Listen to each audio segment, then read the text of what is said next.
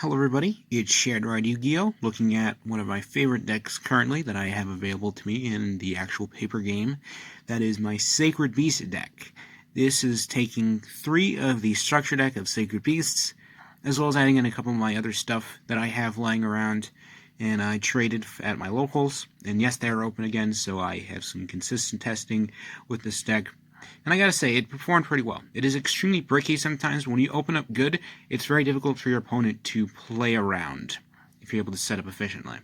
So let's just get right into it with the monster list.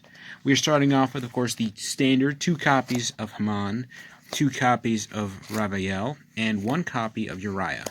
Now, in case you don't know, the Sacred Beasts basically focus on these GX Egyptian God card retrains.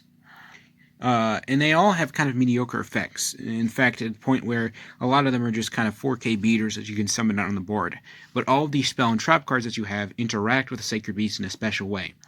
Now we're running 2 Haman because he has the best spell card in the deck, that being Cerulean Skyfire. We're running 2 Raphael as our second beater, and a second way in order to activate up the Awakening of the Sacred Beast. And Uriah for Armor Tile setups, which is a hilarious card that we can use to instantly OTK our opponent if he controls a monster with 2,000 or less attack. So that is the list of Sacred Beasts. Most people obviously cut Uriah if they're not going for a more spicier build with Armor Tile. I personally like it because, hey, why not?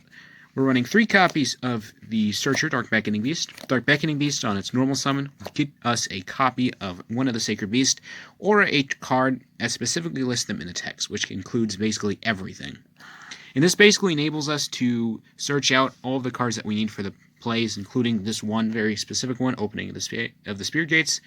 And it also grants you an additional normal summoner set, just normal summon, of Fiend-type monsters, 0 attack and defense, which include all of our other new cards for the Sacred Beasts. So it's generally a really nice card. If you open up this with any of your other starters, you basically have full combo. You can get out 2 Sacred Beasts with their protecting field spell, and being able to +2 off of it as well. Next up, we have 3 copies of Chaos Summoning Beast. This card is extremely good in the deck. It's our 1-for-1 target, and it enables us to special summon a Sacred Beast from our hand by tributing itself. And unlike Dark Summoning Beast, which is a level 5, it doesn't require a tribute, and it doesn't lock you out of the battle phase when you use it. So you can use it during the later turns in order to summon out more Sacred Beasts and attack for bigger numbers. It also has a secondary effect where it can banish itself to add in a Fallen Paradise from your deck to your hand, which is the main reason that we run only 1 copy of the Field Spell Fallen Paradise, because this guy, we usually run through him in a combo, and we will get it in our hand either way. And then next, we are running 3 copies of the Dark Summoning Beast. Now, this card is extremely slow compared to all the other monsters, but it does enable a lot of plays with things like Opening of the Spirit Gates, because you're able to special summon it out to 0 attack and defense of Fiend. And also enables you searches when it's sent to the grave. So if you open up a very bad hand, you can find some way to pitch this to the graveyard to search a Sacred Beast in order to make Chaos Summoning Beast live. That's the only card in your hand. So yeah, that is the monster lineup. And of course we have one very crazy monster, that's 1 Chaos score. This card's kind of okay for ghosting a turn, but it mostly works well with things like Dark Beckoning Beast, with a combination with the Salamangreat Almirage. But realistically, the majority of the time, you're not going to want to see this guy in your hand. He might just be a lower target if you're running that in the deck, which I am getting soon, so sorry about that. Next up, we have our Danger lineup. Yes, this deck likes to play Dangers, because we have a couple of opportunities to summon out more monsters for tributes for Dark Summoning Beast. This is Danger Mothman, one of the best ones. Basically how Dangers work, in case you don't know. You reveal them in your hand, and then your opponent randomly chooses 1 card in your hand with a danger among them for you to discard to the graveyard. If they do not hit the danger, you're able to special summon the danger to your side of the field, then draw a card. But if they do hit the danger, all the dangers have special effects. And Mothman's effect reads that you can basically, both players draw a card and then both players discard a card, which basically enables plays with other danger monsters, and as well enables you to get additional draws whether you summon him out or if he's discarded or not. So that's really good for getting more cards in your hand, or cycling through some stuff. Next up, we're running 2 copies of Danger Dogman. This card is kind of an interesting thing. Basically how it works is that the same song and dance as Danger Mothman, but if he's discarded, he cuts the attack of all your opponent's monsters by a stack, which enables you to run over them more efficiently if they have 4K attack monsters. One of the best things that this card can do is enables your Sacred Beast to run over things like a Dragoon. Because it doesn't target and it only affects the attack and doesn't destroy it, you're able to turn a Dragoon that has negated something back into a 3K or even in a 2K in order to use any of your 4K attack Sacred Beasts to swing over them. So that's really nice. And then finally, one Chupacabra for the mid and late game. Sorry, this basically enables you to revive any of your other danger monsters that are graved. But if you summon it out as well, it can be pretty interesting. Then the final monster that we're running, other than hand traps, is one copy of Gamma Seal. This card enables you to basically tribute a monster your opponent controls, getting rid of something that they have, and summoning them out a 2200 attack monster to their side of the field for you to use to run into. It kind of sucks that it caps at 2200 rather than 2000. If it was, then you'd be able to summon out Armatile and swing for game by attacking Gamma Seal, but at the very least, it gets rid of some stuff that your opponent has. So this is one of your main ways of disrupting your opponent on the draw. And then finally, for hand traps, we are running 3 copies of Ash Blossom. Pretty standard stuff. One of the best meta cards in the game. Really required.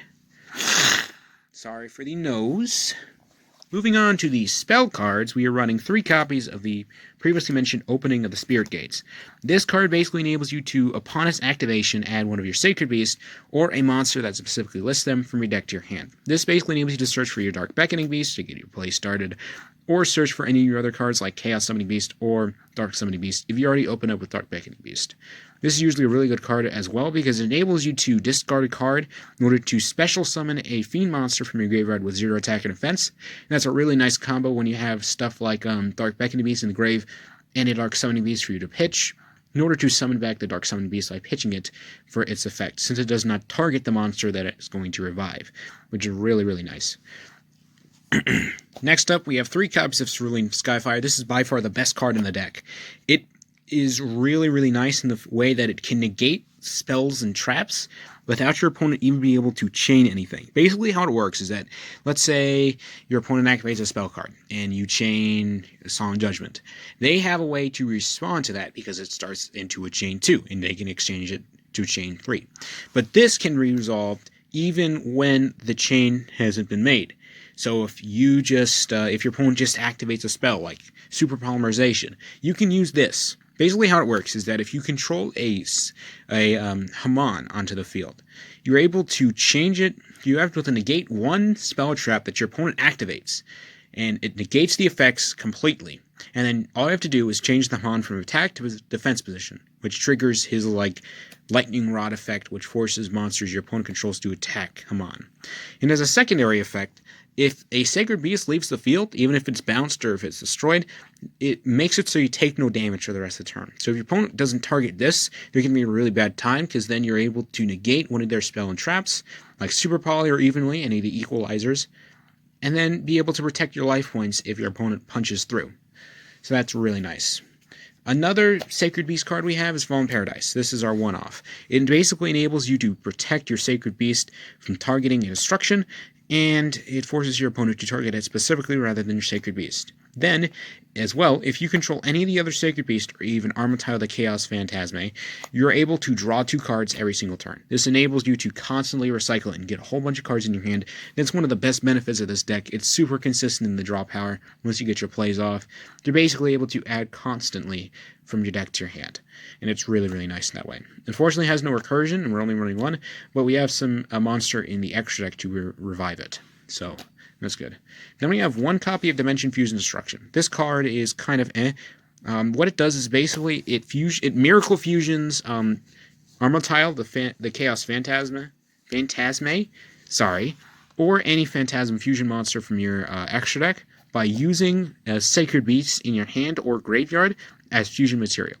Basically how it works is if you control a Sacred Beast and you're on the field, you have another one in your hand and in the graveyard. It banishes all 3 of them if you summon out the Armatile, as long as all the conditions are met. And that's really, really nice because it enables you to use stuff like Anaconda Verte, because it's a fusion card, in order to summon out armor tile if you have the setup and have 2 monsters to go into, which with dangers enables some really nice plays. Next up, we have 1 copy of 1-for-1. This enables you to pitch any of the dead cards, like Bricky Sacred Beast in your hand, to summon out a Chaos Summoning Beast in order to at least get 1 Sacred Beast on the field and get Fallen Paradise for 2 draws, which is really nice. 2 Pots of Desires. This enables you to recycle through your deck, but honestly, I'd rather run Allure of Darkness, because there's just too many Garnets in your deck that you could possibly banish with the Pot of Desires. So if you can run Allure of Darkness either way, I think that would be a better fit. Anyways, moving on to the traps, we're only running 4 total. 2 copies of Awakening of the Sacred Beast. Basically how this works is if you control any number of Sacred Beasts, you're able to activate any of these effects. It's like a continuous effect. So if you control 1 Sacred Beast while this card's on the field, anytime your opponent normal or special summons an effect monster, you gain life points equal to that monster's attack, which is kind of okay. But the second effect is what you really want. If you control 2 Sacred Beasts with different names, you're able to negate the activated effects of any monster on the field. So if your opponent activates a monster effect on the field, it's instantly negated. It's like a better skill drain, because even if the monster leaves the field, like if it's a tribute effect, Awakening of the Sacred Beast still negates it. So there's nothing much you can really do unless the cost is what they're really looking for, which is why it's a really nice card. And the third one is that it banishes any card sent to the graveyard by your opponent. Any monster your opponent sends to the graveyard is banished instead, which is kind of okay. Usually you're not going to be summoning out Uriah along with the other 2 Sacred Beasts, so getting out the second effect is what you really are looking for. And then finally, we have 2 copies of Crackdown. This is a really entertaining card that you can use to steal monsters and use them for nightmares, or use them for Anaconda Verte. So that's about it. Moving on to the extra deck, we're running 2 copies of Armor Tile of the Chaos Phantasme. This card is really nice. What it does is basically it cannot be destroyed by battle, and during your turn it becomes 10. It has 10,000 attack, which basically enables you to swing in for big hits or even game in some situations. And it's really nice to get it out. It's kind of difficult to rely on it though, because if your opponent negates the summon or negates Verte Anaconda, or if they have a monster in defense position, they're able to ghost for a turn, and you have no other way of summoning under a Sacred Beast, because all the ones you had available, you've vanished. So, it's okay if you open up with like 3 Sacred Beasts in the spell card, but usually Armor Tile is kind of just the card you use on the draw or as a last resort to go in for the OTK. Still a really nice card though. Next up, we have 1 Verte Anaconda. I just traded an arm and leg for this one, but it was really worth it. It enables you to summon out Armor Tile if you have the necessary setup, and basically enables you to get a whole collection of... what was I saying? It enables you to summon an Armor Tile a lot easier on the draw, and not require you to draw out the Dimension Fusion Destruction spell. And it's also really nice because you can also run a Super Polymerization in the deck to basically equalize a board if your opponent controls all the monsters they have and you want to get rid of them with something like Stirring Venom or Predaplant Rafflesia or something like that. So yeah, that's a really nice card. Now we got the Nightmare set. We only have 2 of them. I would have Unicorn, but I haven't bought it yet. Nightmare Phoenix and Cerberus do fine, honestly. Phoenix is usually the only one you'll be going into, though.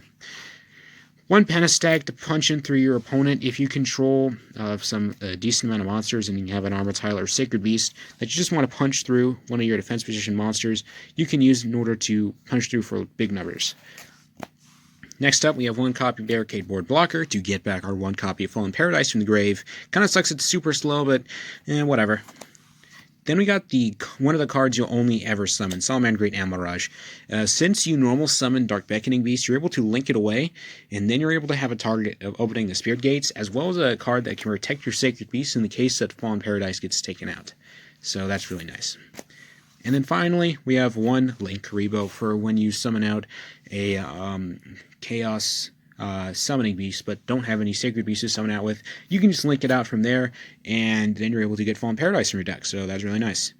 Anyways, that is the deck, but let's move on to some combos right about now.